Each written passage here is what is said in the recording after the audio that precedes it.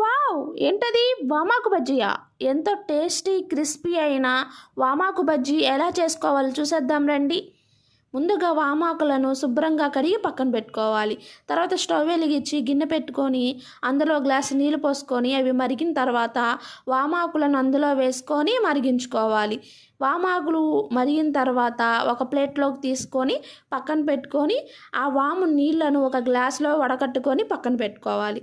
తర్వాత ఒక గిన్నె తీసుకొని అందులో శనగపిండి 1 కప్పు, బియ్యపిండి 2 టేబుల్ స్పూన్స్ వేసి తర్వాత మీ టేస్ట్కి సరిపడా సాల్ట్, పించ్ ఆఫ్ సోడా ఉప్పు, మీ టేస్ట్కి సరిపడా కారం వేసుకొని వాము వాటర్ తీసుకొని శనగపిండిలో కొంచెం కొంచెం పోసుకుంటూ పిండిని కలుపుకోవాలి.